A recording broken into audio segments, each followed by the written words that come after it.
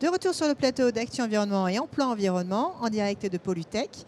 Nous continuons le tour d'horizon des métiers du génie écologique. Hier, nous avons découvert l'ouvrier de génie écologique. Tout à l'heure, nous avons parlé de l'ingénieur écologue. Je vous propose maintenant de découvrir le métier de technicien de génie écologique avec mes deux invités. Pascal Maurer, bonjour. Bonjour, Florence. Vous êtes président de la société Nature et Technique. Et Olivier Ziberlin, bonjour. Bonjour. Vous êtes enseignant en ingénierie écologique au CFPPA d'Angers, le centre de formation professionnelle et de promotion agricole. Tout à fait. Alors, merci à vous d'être avec nous aujourd'hui. Monsieur Maurer, vous dirigez une société de génie écologique. Vous travaillez sur quel type de projet pour qu'on arrive à se projeter un petit peu dans ce milieu? Alors, l'entreprise de travaux de génie écologique, en fait, travaille surtout sur la gestion, l'aménagement, la restauration de milieux naturels. C'est sa principale vocation. Donc l'idée, en fait, c'est d'intervenir sur différents projets de restauration, valorisation, d'espaces qui ont été soit dégradés, soit qui doivent être réaménagés, dans le cadre d'aménagements réglementaires, par exemple. Concrètement, ça prend la forme de quel type de travaux? Alors on fait tout type de travaux. Sur le secteur, on s'occupe de gestion de sites, par exemple pour le Grand Hamster. On fait des travaux de franchissabilité piscicole dans le cadre d'aménagement de cours d'eau. Sur le Rhin, on a fait celle de Strasbourg, 500 mètres de rivière en lit naturel, Gerstheim, 400 mètres de lit naturel sous forme de rivière. Et puis voilà, c'est divers aménagements, c'est des reméandrages de cours d'eau, c'est de la fauche, c'est de l'éco-pâturage aussi, puisqu'on a aussi vocation à travailler en fait dans la gestion de milieux, notamment auprès de graviéristes. Donc en fait, c'est toute une succession d'opérations, transfert de plantes protégées, gestion des espèces invasives, en fait un large domaine en matière d'intervention dans les milieux naturels. Et voilà. Alors c'est un domaine qui prend de l'essor en ce moment, vous confirmez, vous avez pas mal de commandes, vous avez donc des besoins de recrutement? Oui. Alors la spécificité de Nature et Technique, c'est qu'on est également une entreprise d'insertion et de travaux de génie écologique. Donc effectivement, on accueille aussi un public avec un projet socio-professionnel, mais en fait, on a toute une gamme de métiers au sein de l'entreprise. En fait, on part de l'ouvrier qui s'occupe du débroussaillage, de la gestion, des travaux manuels, mais on a aussi des conducteurs d'engins, pelle araignée, chargeurs, pelle sur chenille, on a des chauffeurs poids lourds. On a des mécaniciens, on a un atelier. En fait, il y a toute une gamme de métiers. Et après, il y a toute la partie administrative. C'est-à-dire qu'il faut gérer également les appels d'offres, les devis, aller sur place. Et là, on a besoin effectivement de pas mal de compétences de la part de nos salariés pour qu'ils puissent effectivement conseiller les clients, conseiller principalement les différentes personnes qui nous sollicitent pour différents problèmes. On peut très bien poser des nichoirs, on peut très bien faire des fermetures de sites à chauve-souris. Il y a toute une gamme en fait d'éléments. En fait, vous avez un problème, vous nous appelez, on se déplace et à ce moment-là, vous réglez le problème. On essaye de régler le problème. On essaye, ça ne marche pas toujours. Ah bon. Et du coup, quelle mission, si vous avez besoin d'un technicien en génie écologique, quel genre de mission il serait amené à faire dans votre société? Alors, on a une technicienne en génie écologique. Et c'est une des particularités, effectivement, c'est qu'on a eu une personne qui s'est présentée à nous en disant, voilà, dans le cadre de ma reconversion professionnelle, je souhaiterais éventuellement travailler au sein de la nature, pour l'aménagement, etc. Et je vais suivre une formation de technicienne du génie écologique. Et c'est là qu'elle s'est orientée vers le CFPPA d'Angers. On verra avec M. Ziberlin comment ça s'est passé, quel type de formation est délivrée là-bas.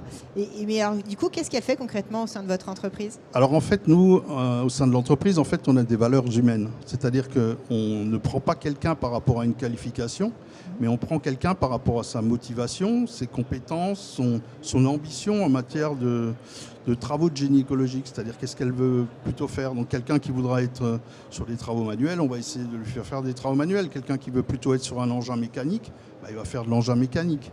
Puis quelqu'un qui a un peu une sensibilité, des compétences en matière de paysage, d'aménagement ou autre, on va la mettre un peu sur les projets.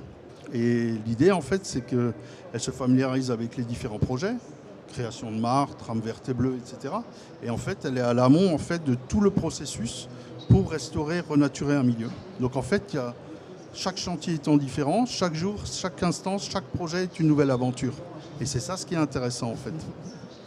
Alors, On voit que c'est très... là, c'est vrai que vous avez un petit peu du cas par cas. Vous recrutez vos collaborateurs plutôt avec le cœur, on a l'impression. Oui, tout à fait. Monsieur Ziberlin, du coup, le métier de technicien en génie écologique, la filière en tout cas, structure un petit peu ces métiers pour leur donner de la visibilité, pour les faire connaître. Est-ce que vous pouvez nous expliquer un petit peu la création de ce métier de technicien de génie écologique? Vous avez été l'un des premiers centres de formation à le délivrer. D'où vient-il? Comment il a été conçu, dessiné? Je suppose avec les acteurs du génie écologique, mais voilà, est-ce que vous pouvez nous raconter un petit peu cette histoire?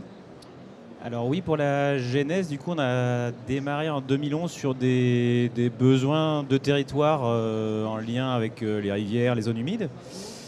Donc on était parti plutôt sur une formation de technicien qualité des milieux aquatiques. Donc c'était des compétences qu'on avait en partie, qu'on était allé chercher à l'extérieur. Et puis c'était vraiment notre premier support de formation dans ce sens-là. Et assez rapidement, en discutant avec les différentes structures publiques et privées, on s'est aperçu qu'il y avait un manque en fait sur les milieux aquatiques d'une part, et puis voilà, pourquoi pas aller un peu plus loin sur des milieux terrestres, pouvoir travailler sur l'ensemble de ces systèmes écologiques. Et du coup, on a commencé à travailler avec l'Union nationale des entreprises du paysage, l'UPGE également, donc les deux syndicats en gros qui fédèrent l'Union des professionnels du génie écologique. Complètement. Les entreprises du secteur à la fois local pour nous, je pense à GEV Solutions dans le Choletais, on va dire les partenaires plus proches, parce qu'au début, on n'avait pas forcément une volonté d'aller sur le national. C'était pas notre idée de base. Et du coup, chemin faisant, on a élargi un petit peu nos questionnaires, notre questionnement aux entreprises. Donc on est allé toujours de plus en plus loin. Et on s'est aperçu qu'il y avait un vrai besoin sur le territoire national qui n'était pas couvert, d'un métier qui était identifié comme à l'interface entre la phase bureau d'études et puis donc plutôt de conception, de maîtrise d'œuvre, et puis les phases travaux avec des encadrements d'équipe, de chefs d'équipe finalement. Et que donc du coup on avait là un technicien ou une technicienne qui pouvait se positionner entre ces deux types d'activités-là. Ok. Voilà un peu la genèse. Et de là, de quelle manière vous avez construit ce titre? De quelles compétences il entoure? Alors, en 2018, du coup, on a fait inscrire cette formation avec l'aide de la filière et des différents professionnels qui la composent au répertoire national des certifications professionnelles, donc qui officialisait finalement un petit peu notre démarche. Et là, aujourd'hui, le contenu, il est en deux temps. Il y a toute une partie encadrement et réalisation de travaux qui se passe en ce moment. Du coup, on était en chantier hier, on sera en chantier demain. Et du coup, ça dure jusqu'à janvier à peu près, où là, on leur demande d'acquérir des compétences alors à la fois pratiques du fer, faire de la tronçonneuse, faire de la pelleteuse, planter. Et puis aussi de dézoomer un petit peu, de prendre du recul et d'encadrer en fait les équipes qui font pour organiser dans le temps, dans l'espace, les différentes équipes, prendre une commande auprès d'une maîtrise d'ouvrage, suivre un cahier des charges. Tout ça, c'est fait en première partie d'année. Et sur la deuxième, donc ça on va dire que c'est les compétences techniques travaux. Et sur la deuxième, puisqu'on a un besoin en compétences plutôt bureau d'études, conception, et bien là, on repart sur c'est quasiment 2 à 3 mois d'inventaire naturaliste sur une zone. En fait, on nous fait une commande en fait à chaque fois tous les ans. Alors ça c'est très particulier parce que il y a la théorie et la pratique. Mais la pratique, elle est directement mise en place dans le cadre d'une commande. Donc quelqu'un qui vous dit, voilà, moi j'ai un projet de génie écologique et vous profitez de ce projet pour former vos techniciens et techniciennes. Alors, ce qu'on avait identifié très tôt, c'était que, on pourra reparler de qui vient nous voir, mais on avait identifié assez tôt qu'il manquait dans nos filières de formation, que ce soit ministère de l'Agriculture et universitaire ou des aspects pratiques en fait dans les formations. Donc des gros bagages en termes de connaissances, mais un petit peu moins en pratique. Et du coup, notre outil pédagogique de base, c'est la mise en situation professionnelle. Et donc que ce soit sur chantier comme sur les études qu'on peut réaliser par ailleurs, et bien du coup c'est à chaque fois une commande en bonne et due forme qui nous est faite avec des clients différents tous les ans. C'est ça l'idée. Et du coup, comment ça se... Alors, en termes de... On a parlé que le technicien était une interface entre bureau d'études et chef d'orchestre, en tout cas des travaux sur le terrain. Donc vous m'avez parlé d'une première partie de l'année en terrain, enfin en organisation de travaux, et une deuxième partie en bureau d'études. En gros, c'est une formation qui dure 1 an. Oui, alors c'est une année scolaire donc qui dure 9 mois en alternance, donc il y a des retours aux entreprises régulières. D'accord. Et alors, depuis 2018, vous avez lancé cette formation. Combien d'alternants vous avez accueillis et quel profil ils avaient? Alors on est comme on a beaucoup de travaux, on a des groupes de 8 à 13 stagiaires par année, donc c'est des D'accord. petits groupes. Et du coup, les profils, eh bien, ça correspond à peu près à ce qu'on s'est dit en termes interface, bureau d'études, chantier. Et donc, on recrute ou on accueille des stagiaires du niveau, alors administrativement, Bac Pro GMNF, donc gestion des milieux naturels et de la faune. On a beaucoup de BTS GPN, donc gestion protection de la nature. Et on a maintenant quasiment un tiers du groupe, qui est un tiers à la moitié de master en écologie ou en environnement, d'ingénieurs énergie ou d'ingénieurs paysage. Qui viennent acquérir plutôt de la compétence technique, donc voilà, pour aller plutôt sur du bureau d'études, du coup généralement après, ou voilà, l'interface, on ne sait toujours pas, est-ce qu'on est sur l'un ou sur l'autre. Alors, Monsieur Morer, vous avez bénéficié de toutes les compétences. Nous aussi, on a bénéficié C'était c'est un partenariat. Voilà. Racontez-nous un petit peu comment s'est passée la collaboration avec le CFEPA d'Angers et comment vous avez recruté du coup votre technicienne. Alors, la collaboration, c'était simple, c'est qu'en fait, on a reçu un mail où le CFPPA posait un certain nombre de questions sur les besoins de l'entreprise en matière de formation. Qu'est-ce que vous avez besoin? Comment doit-on former nos stagiaires? Quelles sont vraiment les carences ou les domaines dans lesquels les salariés ou les futurs salariés viennent? Et donc, on a fait un listing, on a répondu à des questions. Je vous rassure tout de suite, c'est en toute objectivité. On ne pratique pas du tout la langue de bois. Donc on a dit ce qui allait, ce qui n'allait pas. Et là où on avait nos besoins, donc ils ont adapté un peu leur formation en fonction de ça. Alors, comment ça s'est passé au niveau du recrutement? C'est simple, c'est que j'ai une personne qui m'a appelé, Nathalie. Et Nathalie m'a dit, voilà, elle fait une enquête métier. Alors je dis ok, je réponds, on répond. Alors on a eu du mal à caler un rendez-vous. Je suis souvent sur la route, sur les projets. On a fait ça au téléphone. Et puis voilà, et puis du coup, elle m'a dit, je vais peut-être opérer une reconversion. Et le poste de technicien de génie écologique me plaît bien et j'ai bien envie de tenter l'expérience. Et donc, peut-être 4 ou 5 mois après, elle m'a rappelé en disant, voilà, j'ai été reçu au CFPPA d'Angers. Est-ce que vous seriez prêt à me prendre en alternance? 1 an. Voilà, je dis, moi je suis prêt à prendre des gens qui sont effectivement motivés, c'est surtout ça. Et dans le cadre de cette nouvelle formation, je voyais là une opportunité effectivement de poser des jalons et de mettre en place quelque chose qui soit structurant. Le métier du génie écologique est très récent. C'est des métiers émergents qui sont complètement neufs, où il faut y passer, il faut travailler, il faut beaucoup d'expérience. Donc je me dis, c'est l'occasion de faire. Donc j'étais d'accord pour prendre Nathalie en alternance, mais à une seule condition. C'est que si effectivement ça lui plaît, que je puisse l'embaucher en CDI. C'est-à-dire créer de l'emploi. Ouais. C'est une des conditions, c'est-à-dire que l'engagement, je vais passer du temps à former ou à perfectionner en fait la formation théorique, terrain, pratique, etc. Mais moi, il faut qu'en tant qu'entrepreneur, j'ai aussi un retour sur investissement. Bien sûr. Voilà. Vu le temps que vous allez consacrer à la formation de cette personne. Le temps que je passe effectivement avec le secteur pédagogique, avec la personne, et puis essayer de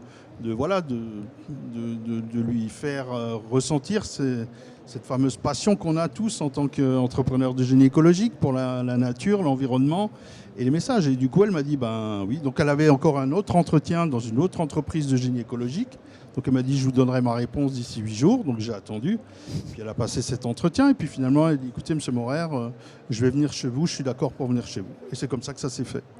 Et du coup, vous avez fait 1 an d'alternance avec elle. Et maintenant, ça fait combien de temps qu'elle travaille chez vous? Alors, ça a été un peu compliqué parce que c'est tombé en plein dans le Covid, confinement. Donc on s'est retrouvé en fait avec le CFEPA qui disait, nous, on n'est plus en mesure de l'accueillir. Donc nous, on l'a accueilli puisqu'on n'a jamais arrêté de travailler. On a toujours continué. Les salariés sont venus vers moi en disant, nous voulons continuer à travailler. Est-ce qu'il est possible de travailler? Je dis, à partir du moment où on fera toutes les mesures, les gestes réglementaires, barrières et qu'on aura l'autorisation. De toute façon, on avait certains clients qui nous ont tout de suite imposé parce qu'on travaille sur les cours d'eau. Lorsque vous avez des crues, vous avez des interventions. On est en astreinte, que ce soit pour EDF, pour le SDEA, etc. Donc de toute façon, on avait tout de suite l'autorisation pour l'ensemble des salariés pour intervenir rapidement en cas de problématique. Voilà, donc du coup, elle est revenue chez nous, elle a passé son année et voilà. Et à la fin du de son apprentissage, elle a eu son contrat en CDI. Et donc ça fait maintenant un peu plus d'1 an, donc 2 ans qu'elle a passé au sein de l'entreprise. Monsieur Ziberlin, tout à l'heure, Monsieur Morer a dit, en rappelant un petit peu l'histoire avec donc, votre collègue Nathalie, elle a dit « J'ai été reçue au CFPPA d'Angers ». Est-ce qu'il y a des critères d'admission et comment, ou si oui, lesquels? Alors des critères de mission, oui, il y en a. C'est le projet professionnel qui prime chez nous, c'est-à-dire que vu la demande, alors là on n'a pas n'importe quelle entreprise non plus avec Nature et Technique, faut bien être conscient, mais on a une demande qui est très diverse, qui va de l'ouvrier à aller un petit peu sur le bureau d'études, etc. Donc on a des personnes qui veulent se reconvertir, qui partent d'un métier qui est complètement différent, qui sont plus âgés, on a des plus jeunes qui ont un gros bagage scientifique. Donc dans tout ça, en fait, il faut trouver le meilleur mariage quand on est sur un partenariat, parce que c'est des partenariats, même s'il y a de l'argent dans le partenariat, mais c'est un partenariat, avec entre l'entreprise, le stagiaire et le centre de formation. Donc c'est vraiment des discussions, en fait, on les reçoit, on a effectivement un questionnaire de culture scientifique, mais après, c'est les entretiens qui priment sur le... Qu'est-ce que vous voulez venir demain, en fait, d'où vous partez, quel bagage vous avez, qu'est-ce que vous allez en fait, avec la formation que vous allez associer, où est-ce que vous voulez arriver. Et du coup, on essaie de regarder aussi pour pas vendre du rêve non plus à nos candidats, quoi. Et bien du coup, de bien vérifier que ce qu'on va leur apporter durant l'année correspond aussi à ce qu'ils prévoient. Donc, on va dire que le facteur déterminant, c'est le projet professionnel, ouais. Aujourd'hui, est-ce qu'il y a d'autres centres de formation qui proposent ce métier, enfin ce diplôme de technicien? Alors pour le moment non, puisqu'on est propriétaire de ce titre, c'est une particularité. Et qu'aujourd'hui, alors on a moult discussions au niveau national sur comment finalement développer, multiplier les centres de formation. Il y a quand même un équilibre économique à trouver pour les centres de formation. Et donc, du coup, aujourd'hui, pour nous, même si tout le monde n'est pas d'accord, on n'est pas encore... Il y avait pas vous avez parlé ici, je crois, sur ce plateau-là, de l'ouvrier du génie écologique aussi. Oui, hier, voilà, exactement. Il y a des choses qui vont se passer au niveau Bac+5 aussi. Oui. Et donc avant, on était un peu seul. Là, il y a d'autres formations qui vont s'ouvrir. Ça se structure, en effet. Ça se structure à des niveaux différents. Et nous, je pense qu'on a encore peut-être une petite année de réflexion. Avant pour voir comment les choses se stabilisent, on va dire. Pour voir, en fait, parce qu'il y a un jeu de vase communicant. Et donc, on attend un petit peu de voir aussi comment ça va se positionner sur l'ensemble. Est-ce que toutes les entreprises qui nous prenaient des stagiaires, est-ce que finalement, ce n'était pas des OGE qui souhaitaient aussi? Des ouvriers. Des ouvriers, pardon. Voilà. Auquel cas, ils vont peut-être aller sur autre chose. Ce qui est bien, parce qu'on va affiner, en fait, les parcours, en fait. Et donc, grosso modo, voilà, on a quelques pistes de réflexion, notamment avec des collègues de Lyon, on en a discuté, avec, voilà, pour essayer d'avoir une diversité dans la géographie aussi, quoi. Oui, c'est vrai. Est-ce que vous avez beaucoup de demandes? Est-ce que vous avez refusé des gens? Alors, cette année, c'est la première fois qu'on refuse de nouveau des gens depuis 3 ans. On a eu des petits groupes parfois, manque d'entreprise au début de notre aventure, mais ça je pense que c'était parce qu'il y avait tout le travail en fait, de communication à faire au sein de la filière. Et là aujourd'hui, je pense qu'on est identifié par les entreprises, mais qu'on n'était pas suffisamment identifié par les candidats et candidates en fait. Voilà. Donc on a essayé de faire un petit peu différemment. On vient de passer 2 années de Covid, comme tout le monde, du coup, où le futur était assez incertain pour beaucoup, donc les choix n'étaient pas nets. Et là, on repart très fort là pour 2021-2022. Donc, en fait, on avait quasiment le double en route. On a laissé plus du double en route en dossier. Ouais. Donc ça, c'est plutôt... Alors, pas positif pour eux, bien sûr, parce qu'ils n'ont pas trouvé une porte d'entrée. Mais par contre, pour la filière et puis pour le développement des centres et des formations, de cette formation ailleurs, du coup, c'est un voyant plutôt positif. Bon signe, on doit refaire le point en début d'année avec la filière, justement, à ce sujet. Et vous, Monsieur Morer, est-ce que vous avez, tout s'est bien passé, en tout cas avec Nathalie, est-ce que vous avez d'autres besoins de recrutement, peut-être à d'autres niveaux? Comment vous accueillez un peu la structuration de la filière, technicien, ouvrier, master? Comment vous voyez les choses, vous? À l'heure actuelle, Nature et Technique est une entreprise d'insertion de travaux de génie écologique, mais une entreprise qui compte 40 collaborateurs. Sur ces 40 collaborateurs, on a quand même un CAP mécanique agricole pour l'atelier. Voilà. On a un BTS GPN, gestion protection de la nature. J'ai un licence pro restauration de milieux aquatiques, basé sur Chambéry. Et j'ai un master 2, environnement, plantes, environnement et génie écologique. Tout ça en apprentissage. Potentiellement, je suis en mesure de leur concrétiser leur travail au bout de leur apprentissage.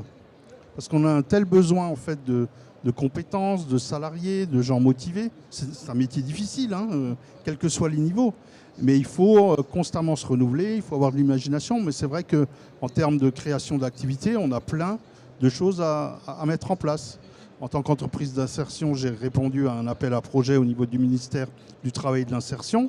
On était 2 fois lauréats sur ces appels à projets et on crée de nouvelles activités.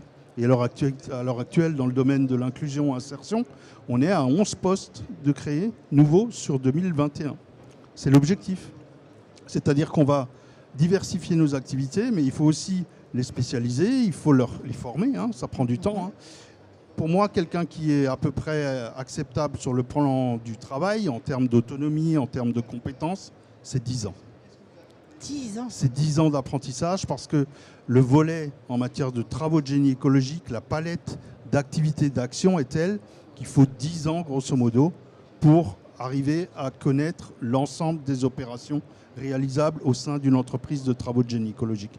Donc il faut être très humble, il faut patienter, il ne faut pas se précipiter, il faut être très observateur, il faut être très curieux, il faut vraiment avoir de l'intérêt pour ce métier, parce que le métier, on l'apprend effectivement dans des centres de formation, mais on l'apprend au quotidien, au jour le jour. Un jour, c'est une prairie à papillons qu'il faut transférer, un autre jour, c'est des sites à crapaud pélobate ou à crapaud calamite à restaurer, c'est un aménagement. Là, on a des trames vertes et bleues, donc il faut aménager un paysage. On a fait beaucoup de mesures compensatoires pour des travaux impactants. Donc là, c'est effectivement, on vous donne grosso modo, 10 hectares de zone de céréales qu'il faut transformer en prairies naturelles avec des dépressions, des mares, des fossés, des haies. Donc il faut anticiper tout ça. On travaille aussi avec du végétal local, donc maintenant on a créé des équipes de cueilleurs, récolteurs, semeurs, planteurs qu'on va essayer de développer. C'est tout nouveau, hein, tout ça, ça a 2 mois. Hein.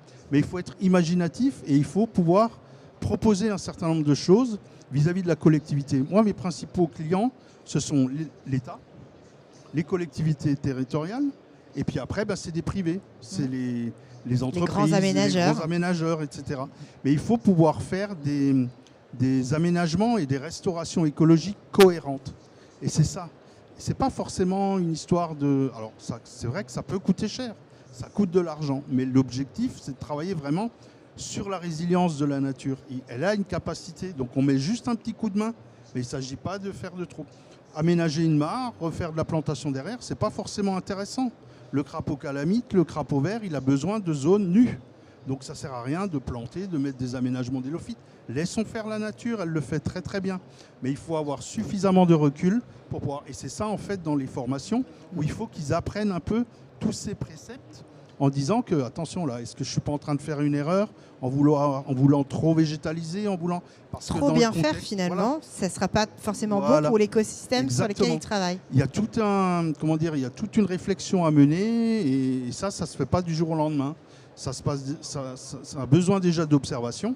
Le simple fait que le samedi ou le dimanche vous vous promeniez, vous travaillez quelque part. Mais c'est un beau travail. Voilà, il faut observer la nature, voir comment elle fonctionne et utiliser en fait ce qu'on leur donne dans les différents centres de formation pour s'améliorer, arriver à la perfection pour pouvoir en fait envisager un site. Il faut l'envisager, il faut le sentir. C'est ça ce qui est important. Comment est-ce que ça va se passer lorsqu'on va faire l'aménagement ? Comment ça va évoluer ? On joue avec la nature. Quel est l'environnement autour ? Quelles seront les incidences ? Et à quel rythme ? Voilà. C'est un gros travail en fait personnel que le collaborateur en fait doit mener au sein de son travail, au sein de ses investigations, de ses recherches, etc. Et il faut pouvoir l'expliquer aussi aux clients ou aux maîtres d'œuvre. Pourquoi est-ce qu'on fait ça ? Pourquoi est-ce qu'on propose ça ? Et ça, c'est à eux de bien le comprendre. C'est leur expérience qui permettra d'expliquer aux clients tout l'enjeu du métier. Il faut assimiler le métier. Il y a une phase d'assimilation. Dernière question pour vous, Monsieur Ziberlin. Dans quel type de structure, là on a un exemple de nature, d'entreprise du génie écologique, dans quel type de structure peuvent travailler les techniciens du génie écologique? Alors du coup, depuis presque 10 ans, ce qu'on observe, c'est un classique sur les structures de bassin versant, les syndicats de rivière, pour des postes de techniciens ou de techniciennes de rivière. Depuis quelques années, les conservateurs d'espaces naturels sont très dynamiques sur les recrutements et nous prennent des apprentis, puisqu'ils ont pas mal d'équipes en régie pour des travaux, donc ils ont besoin de ce type de compétences-là. Des bureaux d'études, on en a un petit peu partout en France là, qui ont besoin de compétences techniques pour faire du suivi de chantier ou des projets de restauration de cours d'eau, des choses de ce type-là. Et puis des métropoles, bon, on n'en a eu qu'une, mais du coup ça se développera peut-être dans le futur, je veux dire, notamment dans les services environnement, espace vert, pour les questions de gestion différenciée, gestion écologique, on va dire, de manière générale. C'est vrai que la nature arrive en ville avec les... Oui, puis on est sur des territoires, maintenant les métropoles couvrent aussi des territoires ruraux, limite urbains, avec des problématiques espèces exotiques, avec plein de problématiques particulières, et donc du coup les salariés ont besoin d'être formés à ce type d'approche. D'accord, donc un bel avenir à mon avis pour ce métier de technicien de génie écologique. Merci beaucoup à tous les deux d'être venus nous échanger là-dessus. Un dernier mot peut-être? Bah oui, donc notre rayon d'action est assez large, hein, c'est effectivement tout le Grand Est, mais il faut quand même savoir qu'on a la chance d'avoir aussi des marchés en Allemagne. Ouais. C'est-à-dire qu'on travaille à l'international. On est proche de la frontière, c'est clair, mais là, on vient de récupérer un nouveau marché au niveau allemand. Concurrence entre une entreprise allemande et une entreprise française, et on est quand même relativement fiers à Nature et Technique de pouvoir dire, finalement, le parc naturel régional du Land Bade-Württemberg a retenu une entreprise française pour restaurer en fait des mares. Et ça, pour nous, c'est quelque chose qui est quand même relativement important, parce que ça reste quand même une reconnaissance de la part des collectivités et des autorités. On travaille beaucoup sur les programmes européens, et pour nous, c'est quelque chose de très important.